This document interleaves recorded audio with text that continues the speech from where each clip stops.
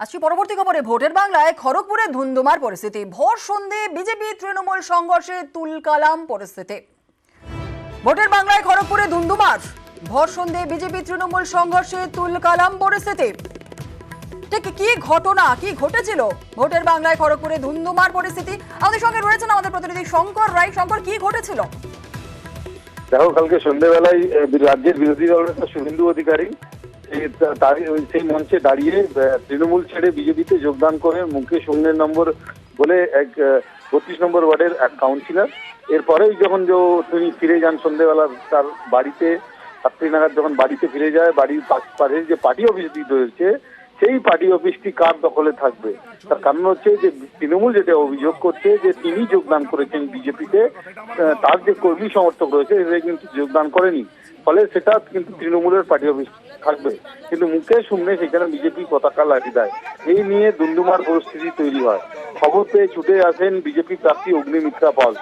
অগ্নিমিত্রা পাল যখন ওই এলাকাতে ঢুকতে চান তাকে ঘিরে তুমুল বিক্ষোভ দেখায় বিজেপি তৃণমূলের কর্মী সমর্থকরা। তৃণমূলের অভিযোগ যে বাইরে থেকে এসে অশান্তি করার চেষ্টা করছে অগ্নিমিত্রা পাল। যদিও পুলিশ ওইখানেই দাঁড়িয়ে রীতিমতন ধমক দিতে দেখা যায় অগ্নিমিত্রা পালকে।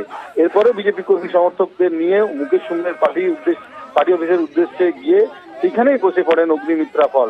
প্রায় 2 ঘন্টা বসার পর, মধ্য রাত্রের পর, সেখানে পুলিশের হস্তক্ষেপের পর তাকে পুলিশ বলেছে যে আজকে এসডিও অফিসে দুজনই তৃণমূল এবং বিজেপি দুই দলের লোকেরা সেখানে কাগজপত্র নিয়ে যাবে।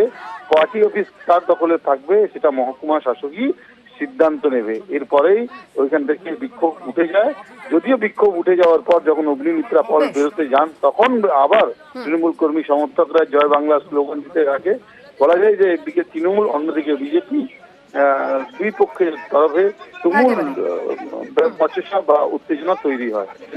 ধন্যবাদ।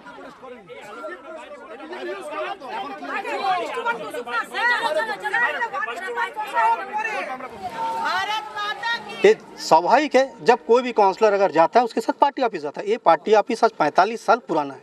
मेरा जन्म नहीं हुआ तब के पार्टी ऑफिस है और सब लोग हैं आपस। आज जब मैं उस पर टीएमसी से बीजेपी से आके टीएमसी में गया तब इस लोग तो अवरोध नहीं किया कि आप टीएमसी में आ गए तो बीजेपी का पार्टी ऑफिस बीजेपी का हवाले करते, कभी नहीं बोले। आज मेरे को फ़ोन ऑफ करके मेरे घर पे कई लोग आया गया, पुलिस को भेजा गया, मेरे को टॉर्चर करने जैसा इस्तेमाल किया गया। অবাস্তব কথা বলে লাভ নেই। যে অফিসটায় মমতা বন্দ্যোপাধ্যায়ের ছবি আছে, পতাকা আছে, সেই পতাকা নামানো যায়? মুখ্যমন্ত্রীর ছবিকে সরানো যায়?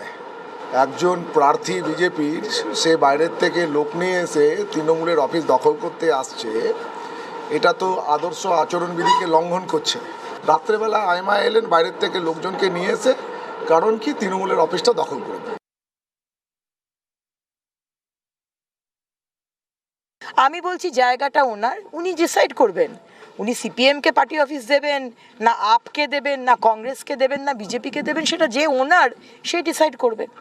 তো এতক্ষণ ধরে পুলিশকে বলে, এসডিওকে ফোন করে, ডিএমকে ফোন করে, মানে আমি ইনিশিয়েটিভ নিয়ে সবাইকে ফোন করে এরকম একটা জায়গায় দাঁড়ানো হলো যে এখন স্ট্যাটাস কো যেরকম পার্টি অফিস রয়েছে সেই অবস্থায় পার্টি অফিস থাকবে, কেউ সেখানে ঢুকবে না।